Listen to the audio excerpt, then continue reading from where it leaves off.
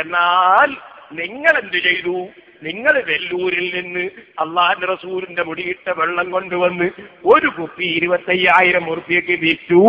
അങ്ങനെ 2 കുപ്പി വെള്ളം വിറ്റു.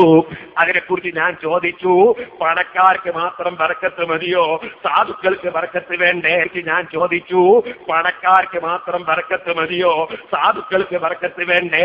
ഇതെന്ത് സമസ്യയാണ് നിങ്ങളെ സമസ്ത? ഇതിനൊന്നും നിങ്ങൾ മറുപടി പറഞ്ഞില്ല. ഞാൻ ചോദിച്ചു എന്നാണ് ഇയാൾ പറയുന്നത്. എന്ത്? ഞാൻ ചോദിച്ചു പണക്കാർക്ക് മാത്രം മതിയോ, പാവപ്പെട്ടവർക്ക് ബർക്കത്ത് വേണ്ടേ എന്ന് ഞാൻ ചോദിച്ചു എന്ന് പ്രസംഗിച്ച ആ മാന്യൻ തന്നെ തൊട്ടു മുമ്പത്തെ പ്രസംഗത്തിൽ ചോദിക്കുന്നത് കേട്ടോളൂ. മുജാഹിദ് ചോദിച്ചില്ലേ പരസ്യമായി, അതേ അല്ലാഹുവിന്റെ റസൂലിന്റെ ബർക്കത്ത് പണക്കാർക്ക് മതിയോ, സാധുക്കൾക്ക് വേണ്ടേ?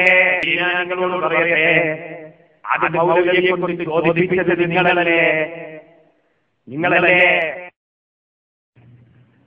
എന്നാൽ അതേ ചോദ്യം പേരോട് കൊണ്ട് ചോദിപ്പിച്ചത് ഞങ്ങളല്ലേ? എന്ത് കഷ്ട! ഇയാള് മുജാഹിദായിപ്പോ അതാ പറഞ്ഞത് പേരോട് വഹാബി ആയിട്ടുണ്ട്.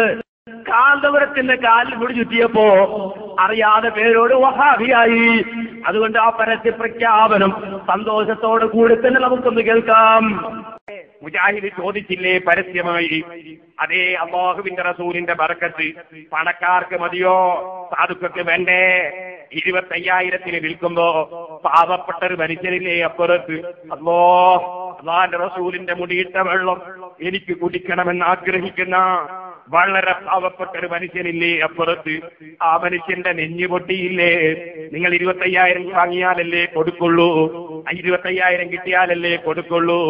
അപ്പൊ സാധുക്കൾക്ക് ബർക്കത്ത് വേണ്ടേ എന്ന ചോദ്യം മുജാഹിദിനെ കൊണ്ട് ചോദിപ്പിച്ചിട്ട് ഞങ്ങളെ വഷളാക്കിയവരല്ലേ നിങ്ങൾ? മുജാഹിദ് ചോദിച്ചില്ലേ പരസ്യമായി, അതേ അല്ലാഹുവിന്റെ റസൂലിന്റെ ബർക്കത്ത് പണക്കാർക്ക് മതിയോ, സാധുക്കൾക്ക് വേണ്ടേ? ഞാൻ ചോദിച്ചു, പണക്കാർക്ക് മാത്രം ബർക്കത്ത് മതിയോ, സാധുക്കൾക്ക് ബർക്കത്ത് വേണ്ടേ? ഇതെന്ത് സമസ്യയാണ് നിങ്ങളെ സമസ്ത? മുജാഹിദ് ചോദിച്ചില്ലേ പരസ്യമായി, അതേ അല്ലാഹുവിന്റെ റസൂലിന്റെ ബർക്കത്ത് പണക്കാർക്ക് മതിയോ, സാധുക്കൾക്ക് വേണ്ടേ? ഞാൻ ചോദിച്ചു, പണക്കാർക്ക് മാത്രം ബർക്കത്ത് മതിയോ, സാധുക്കൾക്ക് ബർക്കത്ത് വേണ്ടേ?